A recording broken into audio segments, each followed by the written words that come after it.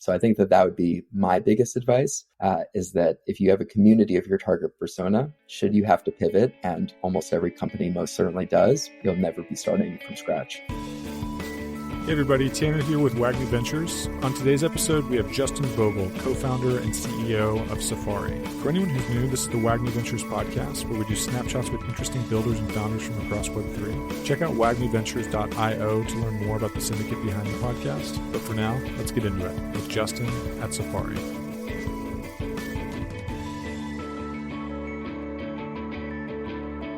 All right, hey everybody, I'm here today with Justin Vogel, co-founder of Safary. Justin, what's up, man? How's it going today? Doing well. Thanks so much for having me.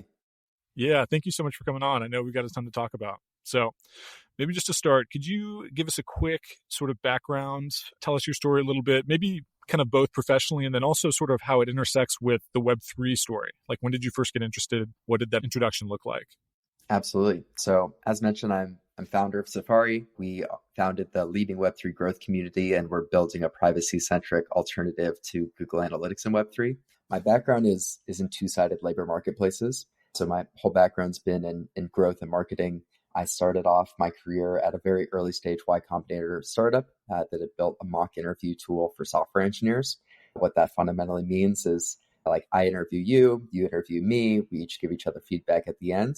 And that was parlayed into a hiring marketplace. So helping software engineers practice for interviews and then actually land jobs themselves. Community-led growth was a secret sauce of that business, which is interesting how things come sort of full circle years later in Web3 for me. So I was doing primarily community-led growth and content there as their first hire. And then I joined a larger marketplace called Wanolo, backed by Sequoia. I joined right after their Series C. I was doing more traditional growth marketing there, initially leading their programmatic advertising strategy, which is where I learned a lot about attribution and ad tech, which is the space that Safari's platform plays in today, and then built out the company's first experimentation platform. So I've done a lot of different types of growth over a short period of time in my career. And I dove into Web3 in 2021 and was really immediately fascinated by the potential for new business models and, freedom from the very powerful intermediaries of our time. But as someone who spent my whole career in growth, I was also really dumbfounded by the insane growth of all these companies, these brand new crypto companies, and really even more confused by the fact that it seems like nobody was talking about Web3 growth and marketing at the time. And that sort of became the initial forcing function for me. We started Safary first as a community of the top Web3 growth leaders, and then we started researching the industry and providing a lot of insights for others on the tools that needed to be built, and then ultimately built our own in what we consider to be the most important category, which is Web3 attribution. So that's a little bit about me, and happy to dive in wherever. Amazing. Yeah. Great background. Helpful to kind of know where you're coming from here. So, maybe in its totality, you've talked a little bit about kind of introducing Safary and kind of all these different components, but maybe let's go deep on each of those. And maybe we can work backwards from the description you just gave. I'd love to learn more about the product you're building and sort of what problems you're seeking to address there. Yeah, the product that we're building is fundamentally that we want to help companies figure out which of their marketing channels are driving results on chain and why. There are so many companies that during the bull market in particular were just totally flying blind. And it's great. It's acceptable to be flying blind when everything is going up, right? But as soon as the tides began to turn and the bear market settled in, companies had to really face an important reckoning that they didn't really know what was driving their growth, and looking for platforms to help them figure out and determine whether the campaigns and channels and strategies that they're using were actually truly working and driving the type of growth that they so desperately need. So that's fundamentally what we're building today, is giving marketers certainty over whether what they're doing is working. Got it. Super interesting. So I want to circle back on that, but in light of this deep experience in kind of Web2 growth and community building originally, how did those skills get leveraged for building Safary? And maybe we can talk about sort of what Safary was before it became, sounds like some sort of like a product studio of types where you're building out this product.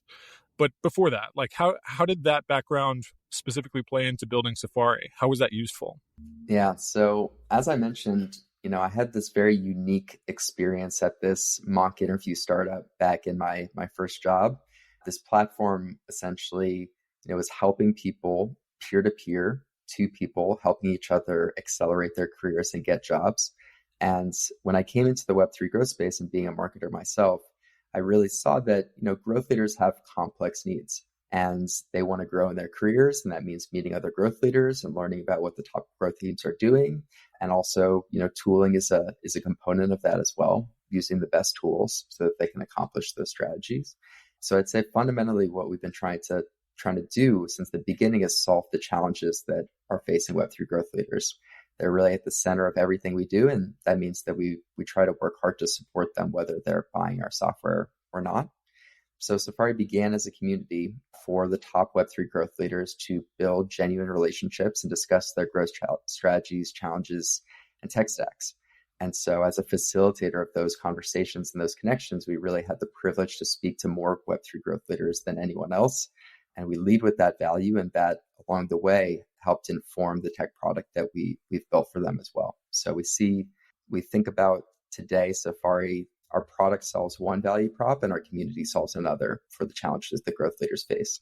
Love it. Okay. So for anyone who's not familiar with Web3 as it intersects with growth, maybe teach us a little bit about Web3 in particular and what growth looks like in Web3 as distinct from Web2. Like what's different? How do growth leaders have to think about growth differently in Web3 versus Web2? It seems like community is obviously, a huge piece of Web3 in a way that maybe wasn't as discussed in Web2, but curious what else that we might be missing. Yeah, I think that when I think about Web3 growth today, it's that the fundamentals are the same. How we think about users, how we think about segments, how we think about user psychology, all of those things are the same, Web2 to Web3. The tactics are different and the channels are different in Web3. And so what I mean by that is, the channels are different. People are very focused on Twitter, very focused on Telegram, Discord. These are not channels that were typically used in Web2 growth strategies. And so that comes with its own host of challenges and different types of personas within Web3. And the tactics are different. So there are new ways to think about engaging users with more complex incentive design strategies. But I think that the really big challenge and thing that's different about Web3 growth versus Web2 growth that plagues a lot of these growth leaders is, like the macro Web3 space, growth strategies move in cycles. And so somebody hears about the success of one company's referral program or advertising campaign or quest, they all start doing it and then moves on to the next one. But similarly with narratives too. Web3, when the larger macro space moves and changes course on a narrative, if your narrative is out, that can be very difficult. So what that tangibly means for a growth leader is in Web2, you would set up these set it and forget it like channels, Facebook ads, etc. You would try and optimize them over time. And over time, they would begin to saturate for you. But when I say over time, that time duration was maybe 1 to 3 years, right? Before you get to a point at which you're like, this channel doesn't work for us anymore. But in Web3, just with mirroring the macro cycles, a lot of these things change every 2 to 3 months. So you come up with a new growth strategy for that moment, that time, and then it's saturated and dead and gone in like 2 to 3 months, and you have to come up with something completely new. So I'd say the main difference and the main challenge for Web3 growth leaders is just how dynamic these growth strategies are and have to be, and how often you have to change them out to continue to sustain your growth. Love it. Super helpful. Okay. So in my research, I came across a podcast where you say you actually think about community building and content and product in actually the same way. And I was curious if you could dive a little bit deeper on that and how that's applied at Safary. Yeah. So you create community. I've always thought you create community in the same way that you think about building a product. I think this is actually what a lot of community builders miss. You need to think about what's the vision for your community? Who would be compelled by that vision? What are the user segments? What are their goals? What are the characteristics of your ideal member? What value prop can you offer them? And then once you've answered those questions, you start experimenting, and you have to be honest with your findings of like, how excited are prospective members when you describe your community? And this is, that's the case for community, but I think it's also the case for content. Is all these things, if you're trying to build experiences for everybody, you're really not going to build experience for anybody. And so you need to be hyper focused on who is the segment that we're serving, and what is the value prop for them. And so for us with Safary, the segment that we're the audience that we're serving is growth leaders. And we have multiple value props across content, community, and product that solve different value props for Web3 growth leaders at different points in time in their career as well. So I think that that's sort of an important reminder is you need to be really laser focused on like what segment you're serving and what value you're actually bringing them. Love it. Okay. Yep. So 2 recurring questions on this podcast I'd love to bring to you here. So the first one is really about like early challenges where, any kind of startup, right? It doesn't look perfectly linear, from strength to strength in every way, right? There's always challenges. There's always early obstacles. And so I was curious, maybe 1 or 2 for Safary, how did you and your team think about solving for those problems early on? Yeah. For us, I think that the challenge has always been the balance between community and product. I think that that's a challenge that it will probably plague us for the rest of time as well, is that Safary experienced really strong community market fit from the very beginning. From the very first batch, we sort of hit the nail on the head. A lot of that probably accidentally. Got really lucky that we understood what growth leaders needed at the very beginning. And I think that helps because I was a growth leader. I was basically trying to build a community for myself. And it turns out other people wanted that same experience as well. But there's always a balance for us, right? In terms of we were building other products under the hood before, and how much do you push the product in the community versus letting people organically discover it? And at this point in time, we really leaned the other way, is that we try to do as little pitching of our product as possible within the community. We've just seen it go horribly wrong in the other direction so often, is as soon as that trust is broken with your community and they just feel like you're trying to sell them something and not bring them authentic value, like it's over for you. And so we really try and focus on like, what is the unique value prop that our community provides, and really focus and double down on that with the sort of leap of faith assumption that if they are curious about our product, they will come find us and integrate themselves. And so we've luckily found that to be the case, that a lot of our community members organically stumble upon the product and then are like, oh, I need this thing. And that we don't have to like do aggressive BD to push it within, which would ruin the community experience. Love it. Okay. That makes a ton of sense. So that second question, if the first question was really about kind of early challenges, the second question is kind of about early surprises. And so I wanted to put that question to you directly like that, to really ask like, what happened in the earliest days of Safary that maybe was unexpected in a positive direction, right? Like something where you were like, oh man, this is great news, and I wasn't predicting this. Yeah. I mean, I think that I kind of mentioned it in the last question, but the big surprise for us was just how quickly people were interested and adopted and were interested in applying for Safary. So as a sort of going back to that time, me and my co-founder were probably 2 months into our Web3 journey. We didn't know anybody. Nobody knew us. I was running under a pseudonym called Jakey. So like I wasn't even me. And so this pseudonymous person was like, hey, we're starting this Web3 growth community. Who would be interested? Apply here, right? And we had already talked to a number of different Web3 growth leaders. So we had some people who were already interested, but we were just completely overwhelmed by how many people applied and how legit these people were. So we had around 200 people apply for our first batch of 40. And me and my co-founder were just like going through the list of these applications. And we were like, oh my gosh, like all these people are so much more legit than we are. And like, why did they want to join like our community that like, we're just complete nobodies. And so that was kind of a great early surprise. And the demand for the community experience that we provide has not stopped since. It's just gotten more competitive every batch. And so that's been a continuous early and nice surprise for me. Love it. Yeah, that makes a ton of sense. So outside of Safary, I'm sure there were other Web3 communities you were looking at and learning from. I'm curious, who were some of those other Web3 communities that you're most interested in or intrigued by or have learned from over the years? Yeah, I think the big one that I learned from, especially in the early days, is Jump, which is a community for Web3 marketers. But they were much more focused on the brand side. So thinking about how Web2 brand marketers enter Web3. These were the height of the bull market times when every big brand was thinking, I got to do something in the space because it's so hot right now. So it was really a great place for them. And so I sort of carved out a niche beside them. But I think the thing that really stuck with me besides the topic is this onboarding of every member. So Jeff, the founder of Jump, he would talk to every single person and have an onboarding call with them. So just as I was mentioning, that's what we do today. I was really inspired by Jeff doing that at a scale in which you might have said, this is not scalable anymore.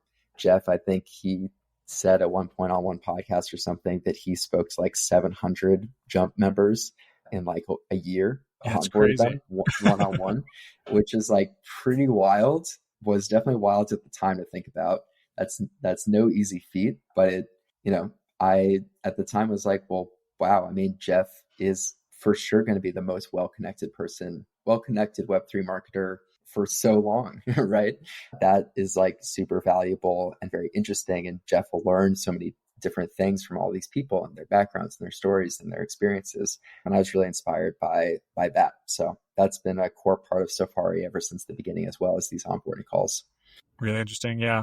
Okay. So maybe two last questions here, kind of Safary related, and then I'd love to talk maybe about the space kind of writ large. But, first of these questions, I'm curious, who are some of the Web3 voices or content creators, growth leaders that, you have found that have been the best follows over time, and maybe why them in particular? Like if anyone's trying to kind of get an introduction to, thinking about things the way that you think about things, who would some of those inputs be?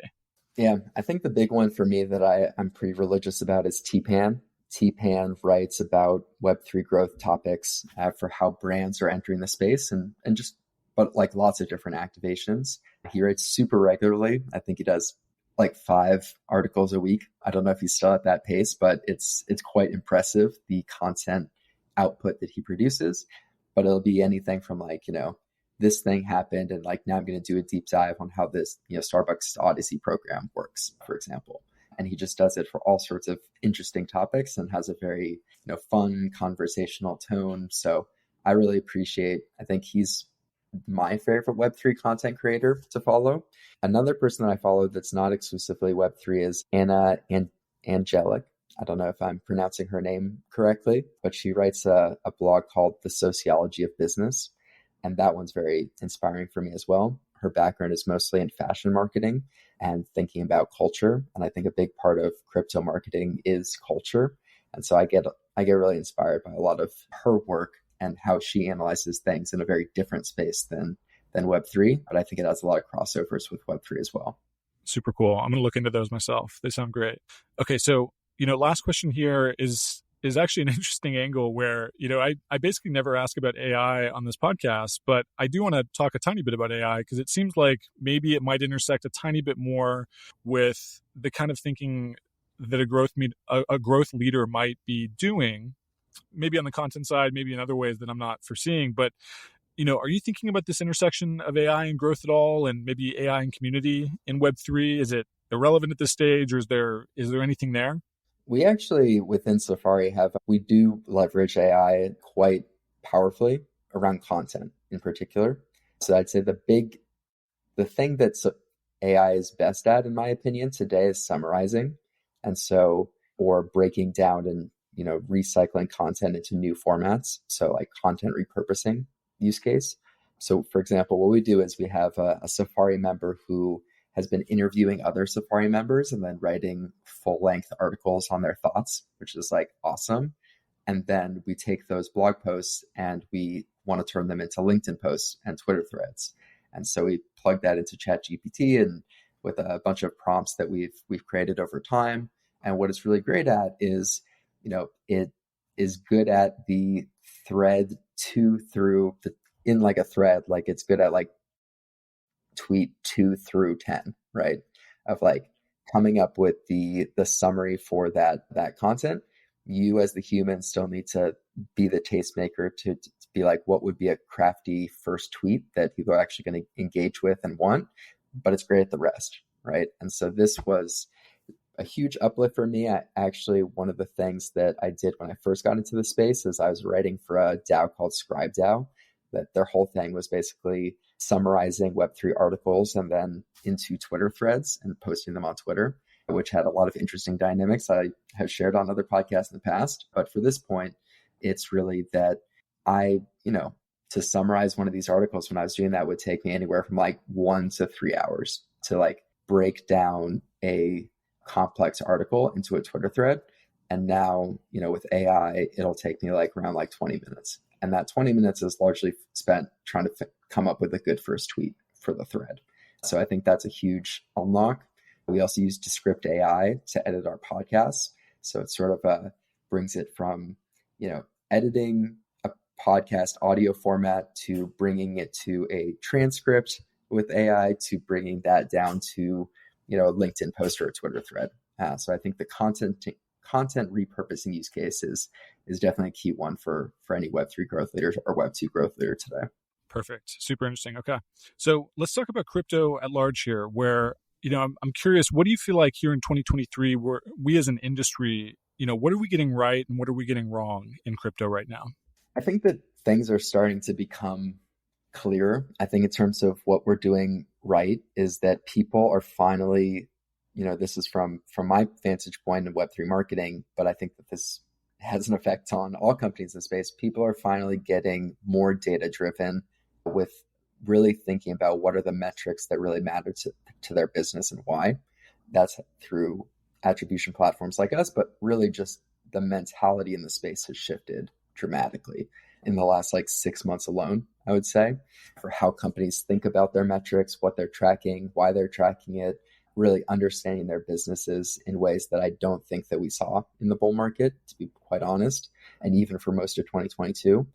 In terms of what we're getting wrong, maybe, I think that the flip side of that is also still true. I think that the industry still spends a lot of time doing things that are not ROI positive, conferences being a big one. Is that I think that my maybe a hot take would be that conferences are a really great opportunity for team bonding, but a really poor opportunity for lead generation. And so we've somehow convinced ourselves as an industry that you need to go to 10 conferences a year to generate leads, but I just don't think that that's true. And so Safary, we'll probably go to 2 a year as a team. And the main focus will be to bond with each other and to meet in person because we're a remote first team, but not to kid ourselves into thinking that business can only be done by, partying in different countries around the world. Love it. Yep. Okay. So, next question I'd have for you is, from your vantage point as a founder in Web3, what advice would you kind of want to impart to other founders in Web3?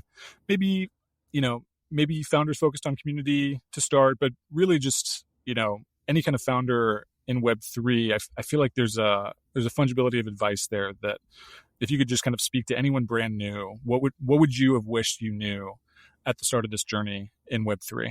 Yeah, Safary is one of those rare community first companies. There are a lot of companies that are in the B2C side that focus on community, but less so on the B2B side. And so my advice would definitely be that community first companies, I believe, have the clearest path to victory. So for example, if you have a community of developers, you have a community of growth leaders, etc., the only thing that needs to stay true for you as a product builder is that you're going to build a product for that segment. And that also goes back to, how I was saying about for content building, product building, and community building, having the same sort of factor, right? Is if you're wrong about what products you build and you have a community of your target persona, then that's fine, right? You just move on to, you just build something else for that same audience. But if you change the segment, then your content needs to change, your community needs to change, and your product needs to change. And so you get set back, I would say, a lot more than if you commit to a certain segment, whatever that segment might be. So I think that would be my biggest advice, is that if you have a community of your target persona, should you have to pivot, and almost every company most certainly does, you'll never be starting from scratch. Love it. Great advice. Okay, Justin, one last question here for you. What is your team working on right now? And what's the best way for people to follow along on the journey or maybe even get involved themselves? Yeah. So we What we're working on today is our Web3 attribution platform. It helps the best Web3 growth teams measure the impact of their marketing activities. That's a core focus for us. We primarily serve DeFi today, but we can work with any company that has a Connect wallet on their website. And the best way to find us is to probably follow along on our Twitter, which is twitter.com/Safary Club. Our website is the same, safary.club. That's Safary with a Y. Yeah, that would be the best way to follow us and what we're up to. Perfect. Justin, thank you so much for coming on the show. Super interesting perspective here and really cool what you built with Safary and what you guys are continuing to build. So have a great upcoming weekend here and take care. Thanks. This is fun. All right. Bye-bye.